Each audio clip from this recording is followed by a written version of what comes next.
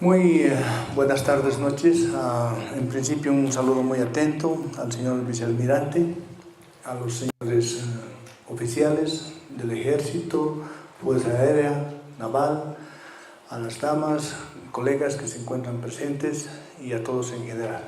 En principio reciban ustedes un saludo muy cordial y la excusa respectiva del señor Ministro de Justicia y Transparencia Institucional, el doctor Héctor Arce Saconeta, quien por razones de una agenda muy abultada respecto a actividades de carácter institucional, no ha podido estar presente hoy en este escenario.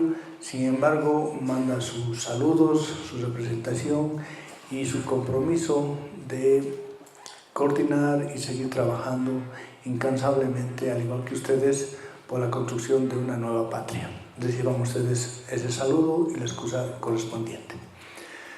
¿De parte de quién habla? Bueno, no pensé que iba a retornar tan rápido a estas aulas y me siento absolutamente muy complacido porque es un escenario extremadamente fértil para el cultivo del conocimiento, para que podamos ampliar los horizontes que hacen a esta nueva construcción desde el punto de vista intelectual, que debe ser plasmado además en el accionar cotidiano de cada uno de nosotros en el ejercicio de nuestras funciones, independientemente de dónde tengamos que realizarlas. ¿No es cierto? Ese es un compromiso de patria que ustedes nos han enseñado.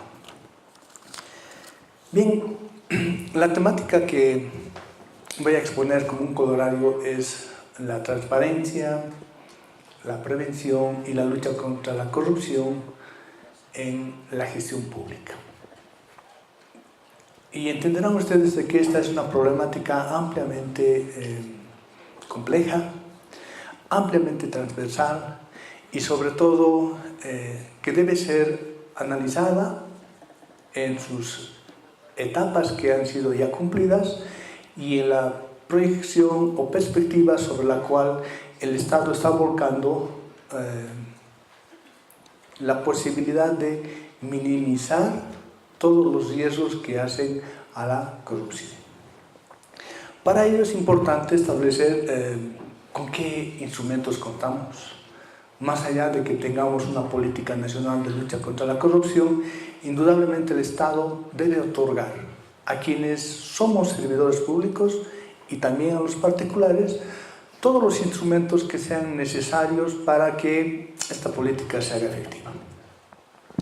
Ni duda cabe que el primer instrumento, el pilar, que no solamente hace a esta política nacional, es la Constitución Política del Estado.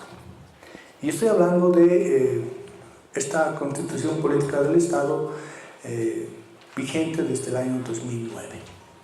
Y para que entendamos realmente esta dimensión normativa, jurídica, política, social, estructural, es necesario hacer un pequeño recuento histórico de las 19 constituciones existentes en la vida histórica de nuestro país.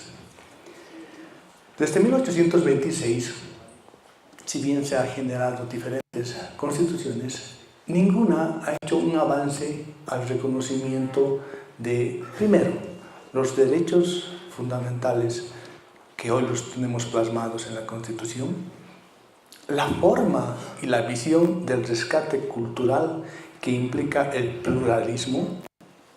Tercero, una detallada y exquisita clasificación de los derechos de primera, segunda, tercera y hasta cuarta generación respecto a lo que hace a la naturaleza inherente del ser humano, desde los derechos civiles, políticos, sociales, económicos, derechos fundamentales, los derechos globalizados e incluso los derechos y garantías jurisdiccionales, que muy rara Constitución la plasma de ese modo.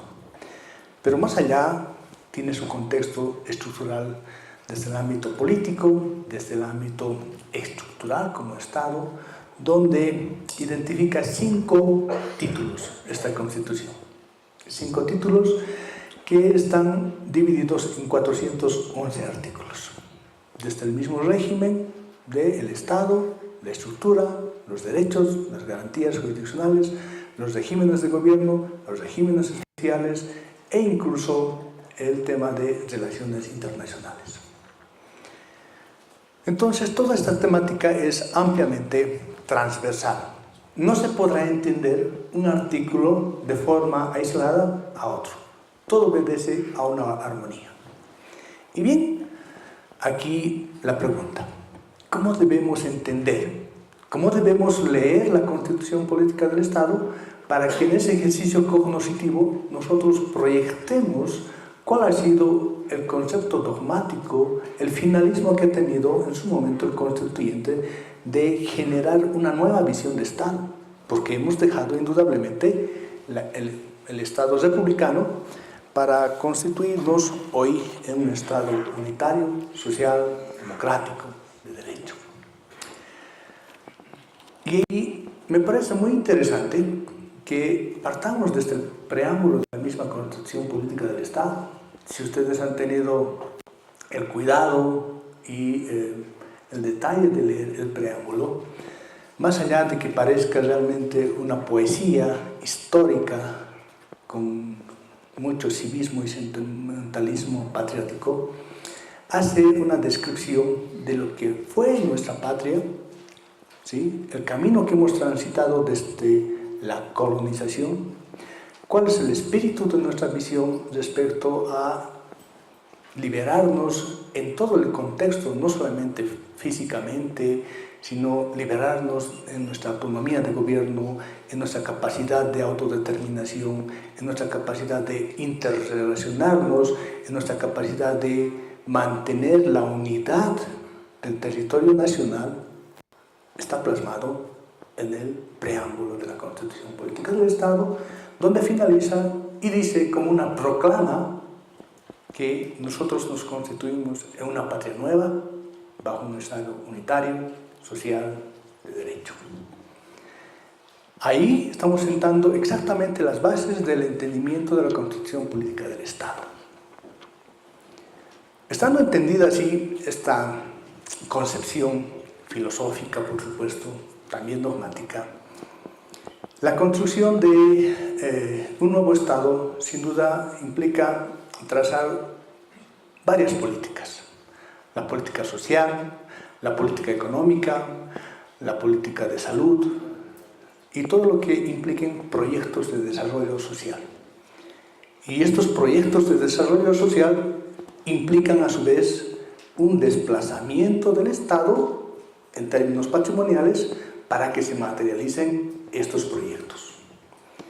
Dicho de otro modo, el Estado se convierte en el primer ente para satisfacer esas necesidades que están previstas como políticas de desarrollo social, unitario para todos. Construir hospitales, construir escuelas, construir políticas de educación, construir políticas de integración a través de los caminos. Todo eso implica generación de movimiento económico.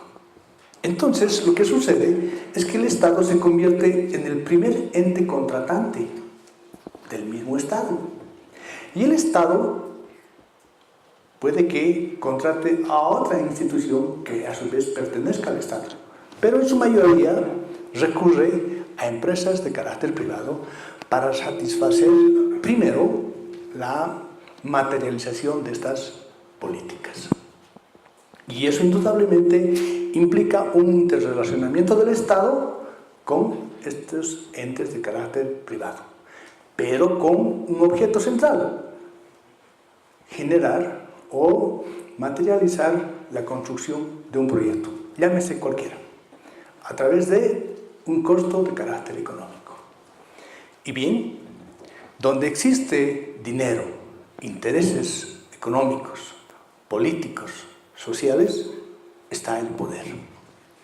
Y el poder nunca ha sido objeto o nunca ha estado ausente de los elementos corrosivos que han desvirtuado el idóneo ejercicio de la función pública.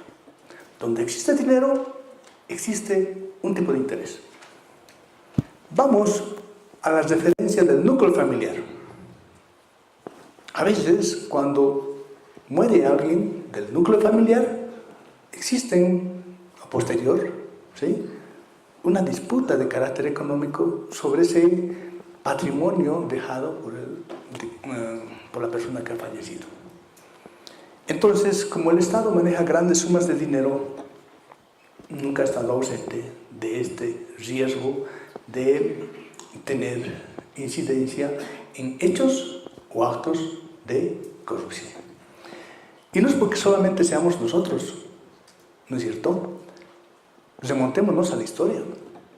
En el Imperio Romano, a quienes eran sorprendidos en peculado, se les cortaba la mano, como una muestra clara de que el Estado no iba a permitir que el particular tenga un beneficio propio a costa del Estado.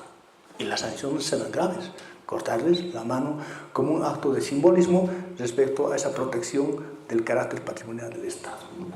Y bien, dos hitos marcan la política nacional de lucha contra la corrupción. El que ha sentado la base respecto al desarrollo estructural, político, económico y social a través de la recuperación de nuestros recursos naturales.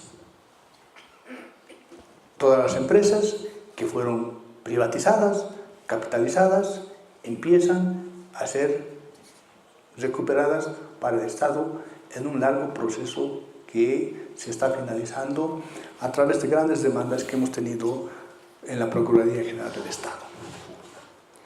Y como sabemos todos, esa recuperación de los estados, de los recursos naturales, ha generado grandes dividendos para el Estado, para todos los bolivianos. Ejemplo, YPFB. Y existía un gran caudal económico que debería ser redistribuido en la forma planificada.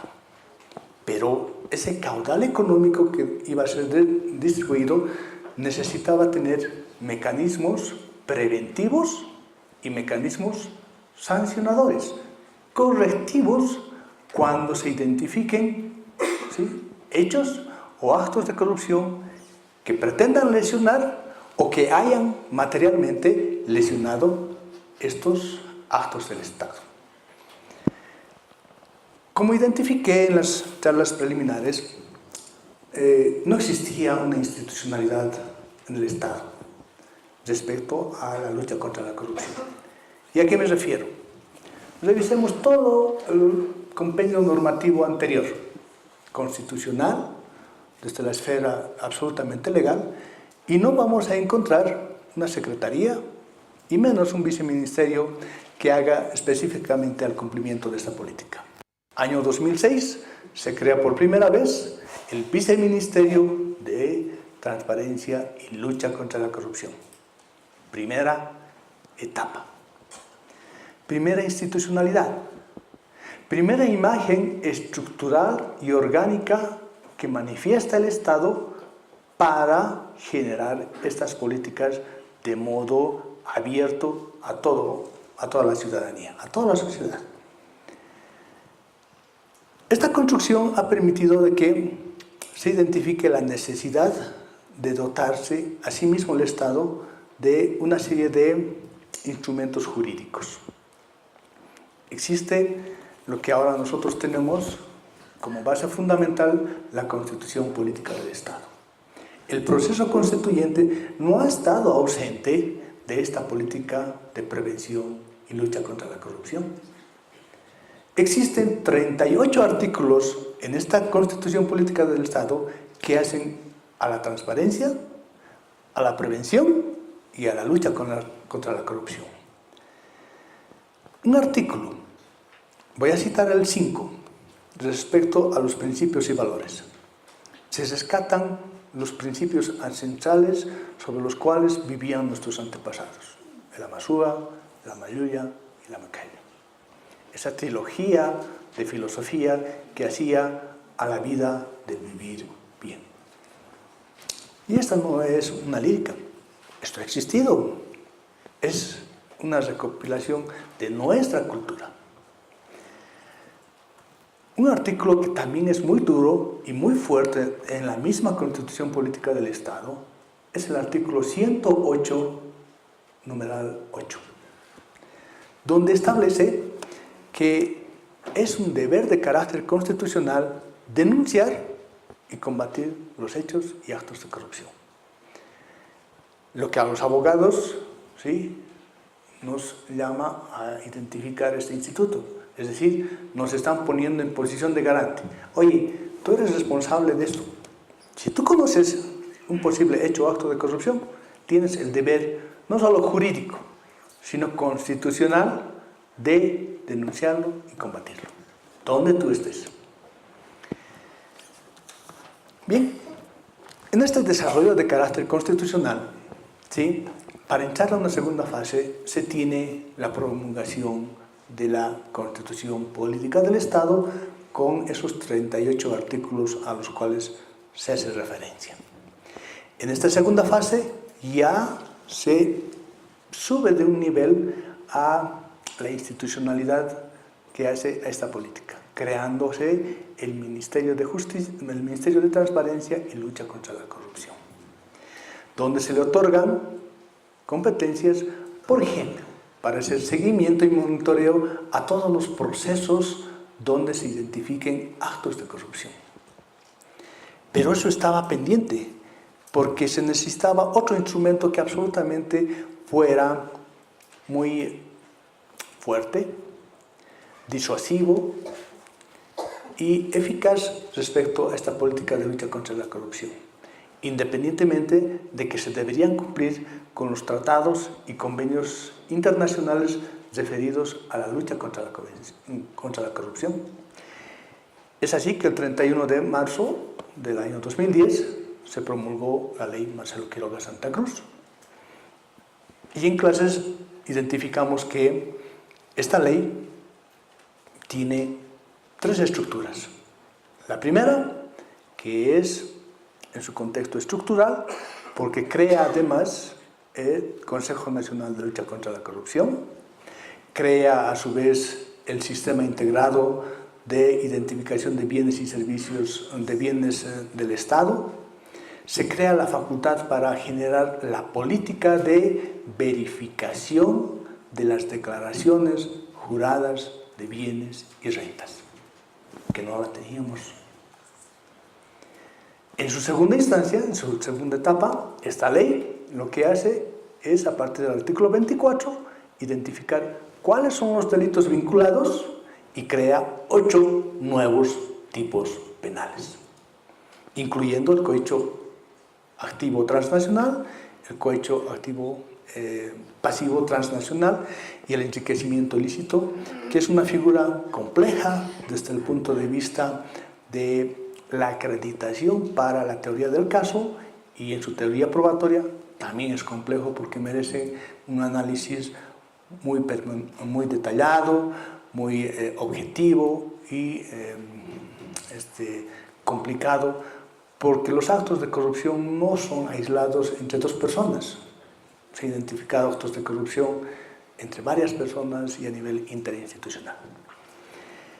La tercera etapa, que está referida a los instrumentos de carácter procesal, que hice referencia, por ejemplo, al juicio que se proseguirá en rebeldía, a la interrupción de la prescripción, como establece el artículo 112 de la Constitución Política del Estado, en aquellos delitos que causen grave daño económico al Estado. Muy bien. Pero esta política nacional de lucha contra la corrupción, en una primera fase, madurada esta segunda fase, necesitaba de otro componente, de ingresar a una tercera fase, etapa, la de la participación del ciudadano. Y además de crear el mecanismo idóneo de que si alguien se animaba a denunciar un acto de corrupción, se le mínimamente se le proteja o se le reserve la identidad. Y se promulgó la Ley de Control y Participación Ciudadana y la Ley de Protección de Denunciantes y Testigos, la 458, la Ley 458.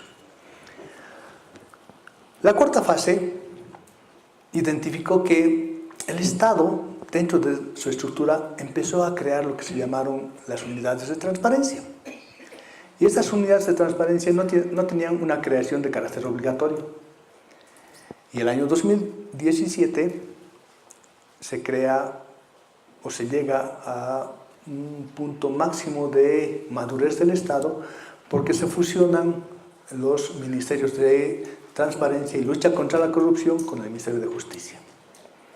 Y a priori parecería que se está debilitando esta política, pero acompañada de la Ley 974, que es de unidades de transparencia, se identifica que todas estas competencias de seguimiento, monitoreo, gestión de denuncias, en todo el Estado se las desconcentra a las unidades de transparencia.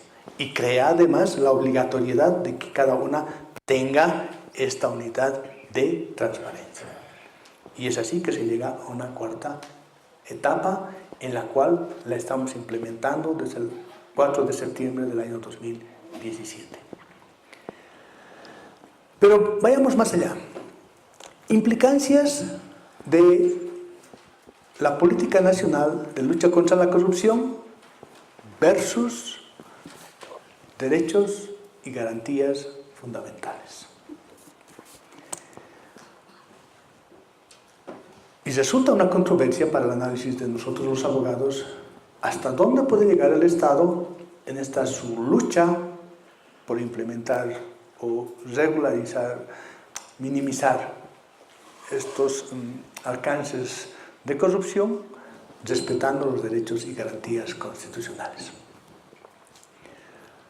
Si ustedes tienen el cuidado de hacer un análisis detallado, encontrarán que a partir del artículo 109 de la Constitución Política del Estado, donde se identifican los derechos, ¿sí?, y garantías, se establece todo lo que significa el debido proceso y cómo se debe llevar un proceso, no solo en el ámbito jurisdiccional, dicho de otro modo, juicio, sino también en el ámbito administrativo, donde nosotros, ustedes o las unidades de transparencia ejercerán y deben de ejercer esta política nacional de lucha contra la corrupción. Y el artículo 115, el artículo 116 establece todas las 18 vertientes del debido proceso. Ejemplo, principio de certeza respecto al hecho que se le está atribuyendo para que él pueda defenderse, que hace a su vez el principio de defensa material. Dicho de otro modo, si alguien dentro del ámbito administrativo, o sea, judicial, tiene que tener la certeza de lo que se le está atribuyendo como un posible hecho o acto de corrupción. ¿Para qué? Para que ejerza en igualdad de condiciones, ¿sí?, lo que se llama el derecho a la defensa material y la defensa técnica, a través de un juez natural, a través de un tiempo determinado. La gestión de denuncias en el ámbito administrativo les prevé, por ejemplo, 45 días, que deben ser rápidos, hábiles. Deberían de ser así. Muy bien. Entonces, esta gran problemática que es la política nacional de lucha contra la corrupción en la gestión pública debe de entenderse desde el punto de vista cómo se entiende en la Constitución Política del Estado. Cómo el Estado, a través de esta política, está o ha generado una proyección de 4 etapas, que nos encontramos ahora en la creación de las unidades de transparencia.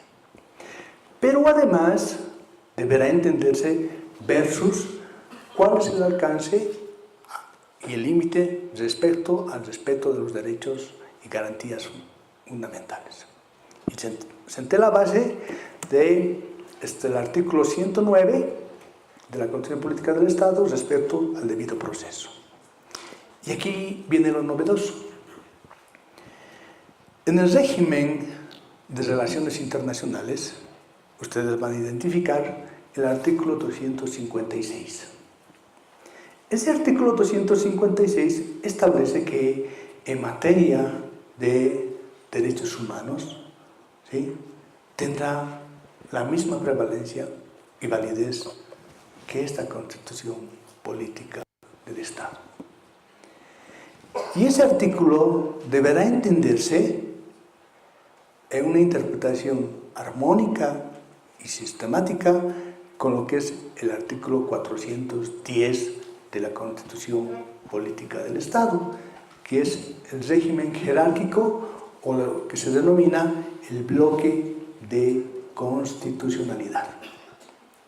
Este bloque de constitucionalidad hace a cómo cada ley debe entenderse en plena armonía, respetando facultades y atribuciones delegadas a los servidores públicos, lo que se denomina facultad reglada, versus derechos de los administrados o quienes están sometidos al ejercicio de la administración pública. Entonces, señores oficiales, entenderán ustedes que esta problemática es ampliamente transversal, porque aquí también tenemos que rescatar que esta aplicación es en los diferentes niveles de gobierno: central, departamental, municipal y las autonomías. El pluralismo cultural, el régimen de la justicia originaria, que está reconocido también en nuestra Constitución Política del Estado. Pero se entenderá que esa aplicación es por usos y costumbres, siempre y cuando, voy a reiterar, siempre y cuando no lesionen los derechos fundamentales. Porque no se reconoce, por ejemplo, la pena de muerte. Es incólume el derecho sagrado a la vida. Y a título de justicia comunitaria no se podrá otorgar o generar castigos que están en contrasentido a los previstos en la Constitución Política del Estado.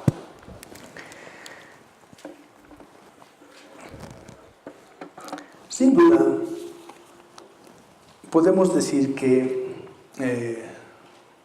no vamos a erradicar a punto cero la corrupción. Esta es una problemática que tienen absolutamente todos los países. Pero lo que sí podemos hacer es que el Estado se dote de estos mecanismos como políticas nacionales, se capacite a los servidores públicos. Y algo que me quedó muy arraigado, en una clase un oficial me dijo: pero es que esto también implica una política de educación.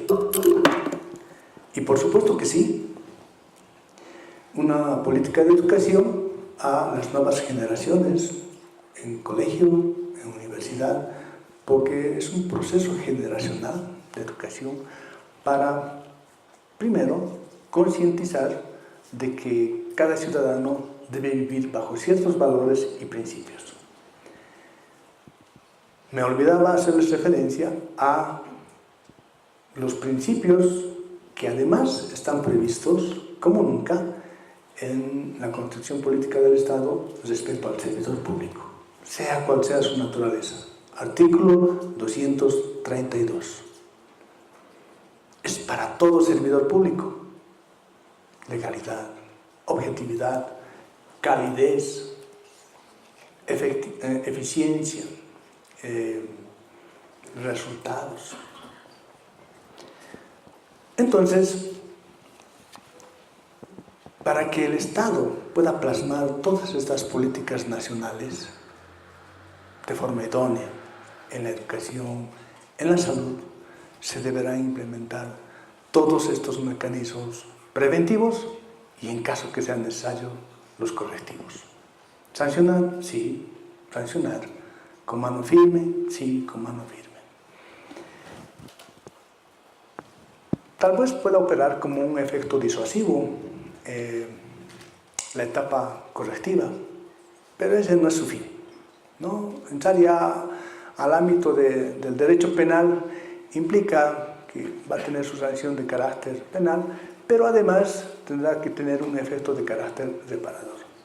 Y aquí viene la última fase de esta política nacional, respecto a la visión que el Estado, históricamente, más allá de que haya identificado o no haya identificado algún posible responsable de un hecho de corrupción, se contentaba con que ese alguien vaya a purgar su sanción a un centro penitenciario. ¿Y qué pasaba con el daño patrimonial causado al Estado? Entonces ahora se han creado los mecanismos necesarios para identificar, ¿sí?, lo que es el enriquecimiento ilícito y la legitimación de ganancias. ¿Cuál es el mecanismo? Que el servidor público, en ese poder que tiene, por supuesto, temporal, no sea utilizado para tener un lucro de carácter indebido, desproporcional respecto a sus ingresos de carácter legítimo. Si gana, por decir, 10.000 al mes, no podrá constituir en un año un patrimonio superior a 1 millón de bolivianos, porque no se identificaría un origen de carácter lícito. ¿Cuál es el mecanismo que el Estado ha previsto respecto a atacar justamente estos bienes como política nacional? La verificación de oficio de bienes y rentas que se realiza en la Contraloría General del Estado. ¿Y esto cómo se aprueba? Primero, que ya se ha creado la reserva legal, está en el artículo 17 de la ley Marcelo Quiroga Santa Cruz. Y el Consejo Nacional de Lucha contra la Corrupción, que compone el Ministro de Justicia, Ministro de Gobierno, Fiscal General del Estado, Procurador General del Estado, Contralor General del Estado, el Director General de la Unidad de Investigación Financiera y el Control Social, establecen lineamientos genéricos para establecer o para identificar quiénes serían los servidores públicos que van a ser sujetos a esta verificación de oficio. Y les aclaro que esto no se hace por nombre, se hace a través de un análisis de proporcionalidad, de necesidad y factibilidad. Y se referencia en una clase que, por ejemplo, se tomó a los directores administrativos financieros de aquellas entidades o empresas que manejan grandes presupuestos del Estado, o a quienes son responsables de los procesos de contratación, por ejemplo, mayor a 10 millones de bolivianos. Todos los procesos que hayan sido materializados bajo esa óptica tienen un responsable del proceso de contratación. Muy bien, ahí se encuentra un nivel de riesgo. ¿Existe factibilidad técnica? Sí existe factibilidad técnica. ¿Existe reserva legal? Sí existe reserva legal, porque el Estado le está otorgando esa facultad como un mecanismo preventivo. Y en caso de que se identifique esa desproporcionalidad, se identificará lo siguiente: o falsedad u omisión en la declaración jurada de bienes y rentas, que en todo caso podría estar vinculado necesariamente a un enriquecimiento de carácter ilícito.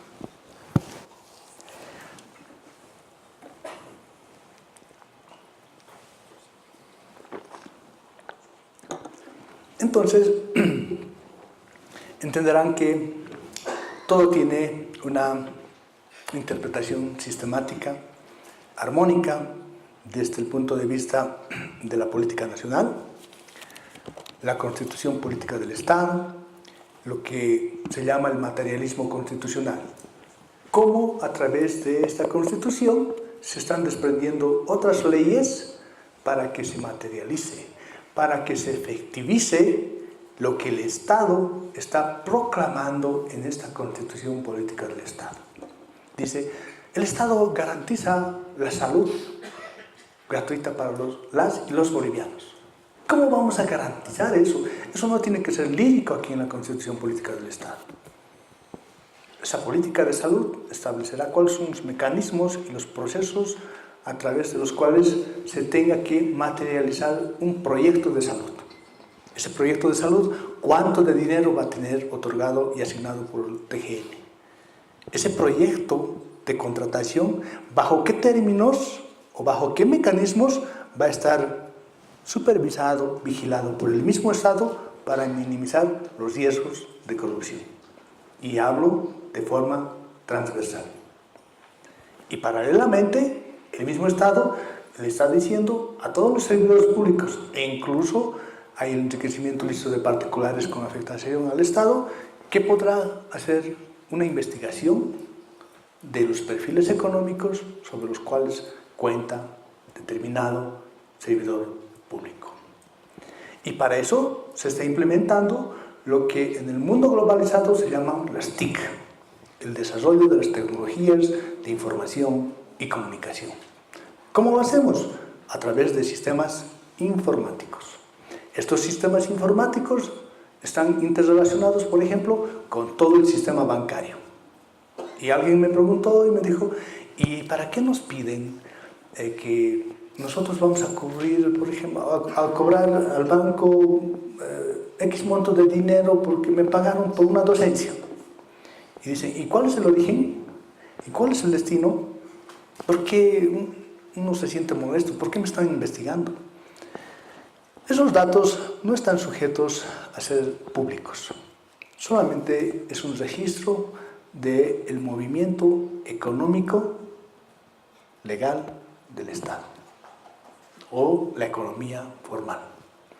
Arriba de 10.000 bolivianos se hace otro tipo de registro, de $10.000. En caso de que exista la investigación financiera, entonces a través de todo el sistema bancario, que es la ASFI, se conectarán con los 108 entes financieros del Estado para que informen cuál ha sido la actividad financiera de esto. Y ya se hará el análisis para ver si existen inconsistencias relevantes o irrelevantes de ese patrimonio. ¿Cierto? Como síntesis, quiero manifestarles, señores oficiales, que realmente existe una política coherente, que a veces no se tiene la oportunidad de difundirla en escenarios de comprensión intelectual, en escenarios de aplicación y difusión para otras instituciones que sirvan como un efecto socializador, porque no es materia vendible para los periódicos. Más allá que nosotros generamos seminarios, talleres, etcétera, respecto al conocimiento de estas políticas, aquí ustedes entienden que la Constitución encuentra plena armonía al camino que quiere llegar en su desarrollo, cuáles son sus mecanismos que está preveyendo, cuáles son las leyes que hacen al constitucionalismo material, de qué nos vamos a valer en el ámbito penal, por ejemplo, la ley Marcelo Quiroga Santa Cruz, o en el ámbito administrativo, la ley de unidades de transparencia y lucha contra la corrupción, etc. Y de esa forma estamos construyendo y además estamos cumpliendo con las recomendaciones de carácter internacional de luchar contra este flagelo que hace a la corrupción. Espero haberles hecho un resumen un poquito apretado, pero entendible de lo que realmente significa esta política, el entendimiento de nuestra Constitución Política del Estado, y que por supuesto debe haber un contrapeso que es el respeto absoluto a los derechos y garantías fundamentales de quienes eventualmente estén siendo investigados o procesados por hechos o actos de corrupción. Con eso les he hecho una síntesis y concluiría mi participación. Creo que tenemos una ronda de preguntas, coronel.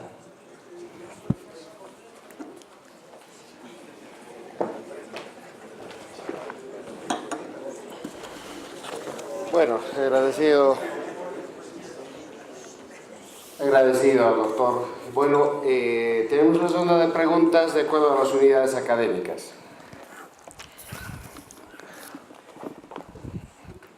La unidad académica de Santa Cruz desea saber lo siguiente. El denominado control social, ¿en qué medida permite a la ciudadanía tener una participación efectiva en la toma de decisiones? Por favor.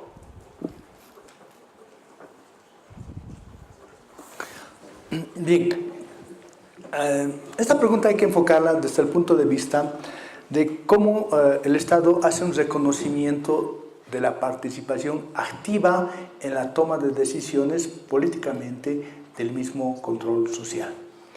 Esta decisión también está reflejada en cada una de las instituciones. ¿Cómo? El control social tiene un poder regulador y el mecanismo de transparentar el manejo de la cosa pública. ¿De qué forma?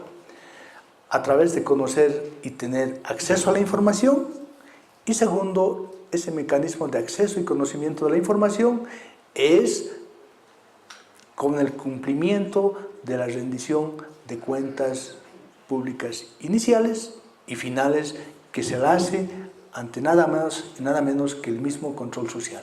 Y quienes aprueban esa rendición de cuentas públicas es el control social.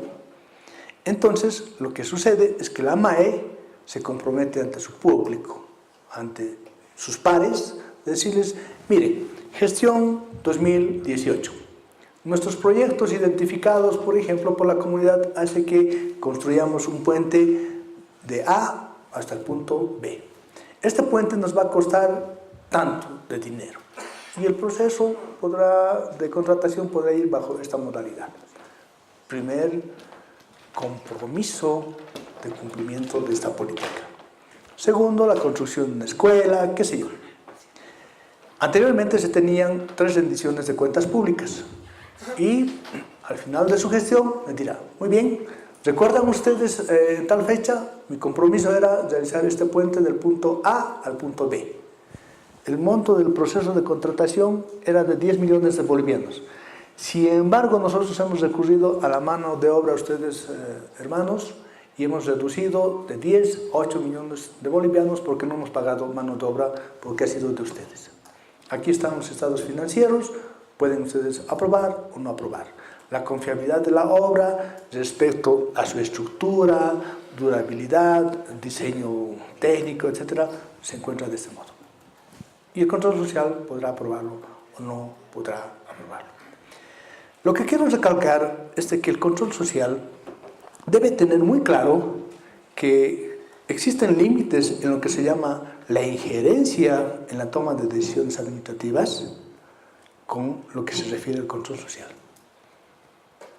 ¿No es cierto? A título de control social no se podrá decir, muy bien, ahí este compañero que acaba de salir de la universidad y ahora queremos que sea director jurídico. Para ser director jurídico se necesita cumplir con una trayectoria profesional, requisitos de formación académica, experiencia laboral, etc. Entonces, no, en ningún caso, jamás se podrá vulnerar los requisitos de carácter legal, ¿sí?, para satisfacer una pretensión, entre comillas, de control social. Eso jamás podrá existir.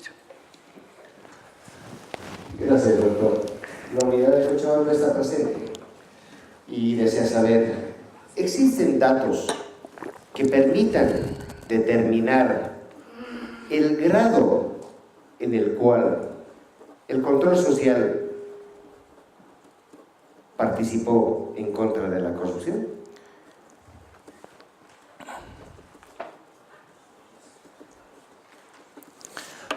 Bien, No se tiene registrado un dato globalizado, pero sin embargo existe un sistema informático que está vigente hasta la anterior semana, ¿sí? Que se llama Mi Portal. En ese Mi Portal, se hace una identificación de todas las empresas, o se carga la información de todas las empresas que han realizado su rendición de cuentas públicas iniciales, y se carga si están las actas aprobadas o no están aprobadas. Entonces se podría identificar a través de ese portal, pero el óbice es de que recién se está implementando con carácter obligatorio el ejercicio de la rendición de cuentas públicas e iniciales. Y también hice referencia de que la Ley de Unidades de Transparencia crea obligatoriamente el sistema informático que es el SITPRECO, Sistema de Información de Transparencia y Prevención de Lucha contra la Corrupción, que ya está vigente, o por lo menos aprobado en su reglamentación, de esta semana, justo esta semana, donde se va a cargar todos los datos relativos a la rendición de cuentas públicas, y además se tendrá un control de reporte estadístico respecto a la participación del control social. Gracias, doctor. Está presente la unidad académica de Trinidad y desean saber, dentro de los parámetros establecidos en la sociedad, ¿existen áreas que son susceptibles y tal vez presenten un cuadro atractivo hablando de corrupción?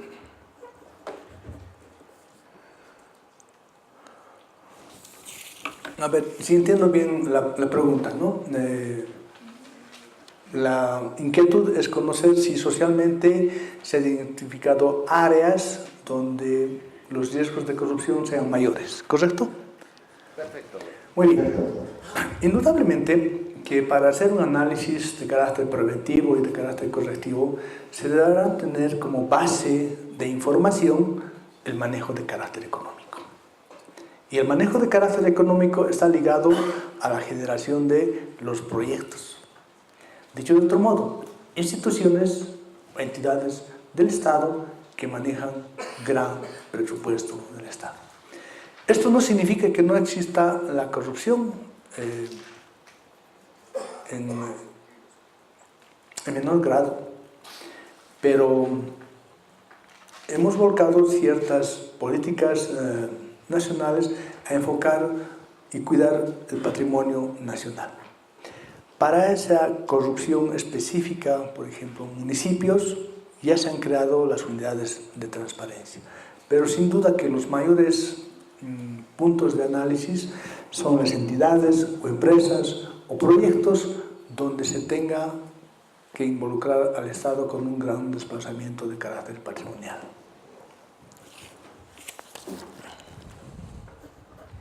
Gracias, doctor. La unidad de Cobija desea saber ¿cuáles son los criterios y mecanismos que se aplican para garantizar la fiscalización eficaz por las organizaciones sociales de los recursos manejados o empleados por las entidades públicas?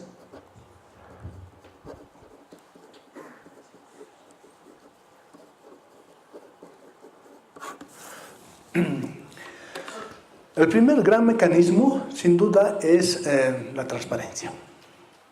Y la transparencia debemos entenderla como la posibilidad de que la información esté disponible para el ciudadano corriente a objeto de que conozca y se interiorice de toda la actividad desarrollada dentro de una institución. Este mecanismo de transparencia se materializa a través del acceso a la información. Y aquí cabe aclarar algo que es muy relevante, muy puntual. No toda la información del Estado es disponible a los ciudadanos. Hay información que, por su naturaleza, por su carácter estratégico, por la sensibilidad de que compone, se convierte en reservada para el mismo Estado.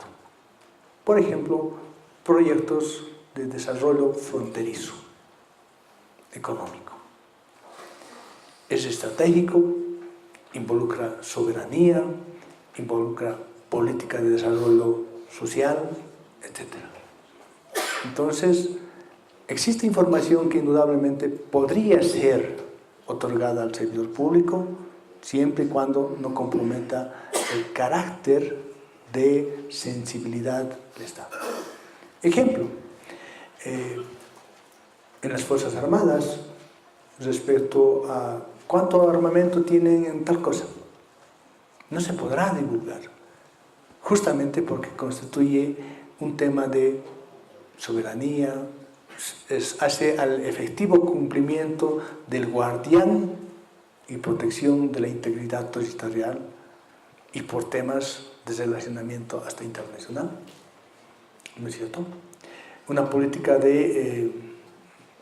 respecto al desarrollo de material nuclear no se la podrá comunicar bajo ningún tipo de vista. Entonces, el mecanismo es la transparencia con el acceso a la información, diferenciando qué puede conocer, qué no puede conocer el ciudadano corriente y cómo se plasma esto a través de la rendición de cuentas públicas. Gracias, doctor. Bueno, yo sé que la unidad académica de La Paz no puede quedar indiferente y existen un sinfín de preguntas. Pero vamos a dar curso a una pregunta del auditorio, por favor. Unidad académica de La Paz. Está claro con las clases. Ha estado claro con las clases, ¿no? Sí. Por favor, el micrófono. Gracias, mi coronel. Doctor, una consulta muy puntual. Me ha tocado asistir a las rendiciones públicas de cuentas del Consejo Nacional de Transparencia. Mi pregunta es la siguiente. ¿Las actas que se firman después de la rendición pública de cuentas son vinculantes? ¿Le da una especie de legalidad o legitimidad en ese acto de rendición pública de cuentas? ¿Estamos avalando esa rendición de cuentas, tomando en cuenta que, según la normativa, 15 días antes, por lo menos, deberíamos conocer el informe económico? Así es. Nada más. Bueno, a ver, lo que sucede es lo siguiente, ¿no?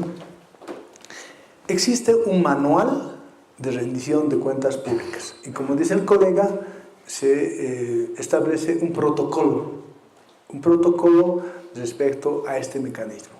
Ejemplo, ¿qué deberá informarse? ¿Cómo deberá informarse? ¿Con cuánto tiempo de anticipación deberá comunicarse al control social? ¿Cuál será el mecanismo de comunicación para que primero se tenga acceso a la información y segundo se hagan presentes en el mismo acto de rendición de cuentas públicas? Y al finalizar el acto sucede exactamente como esto, aclaraciones o inconformidades y esto. Pero entenderá de que cuando usted utiliza el término vinculante ya está generando un efecto jurídico y lo que tiene el acta es un compromiso, ¿no es cierto? ¿Ha leído? Dice, el compromiso es hacer tal cosa o a futuro fortalecer tales mecanismos. Entonces son compromisos institucionales que hay que diferenciarlos del efecto vinculante desde el punto de vista estrictamente de carácter jurídico. Bueno, gracias, doctor. Debido al apretado espacio de tiempo que tiene usted, hemos escuchado con bastante avidez todo lo que nos dijo. Invito al representante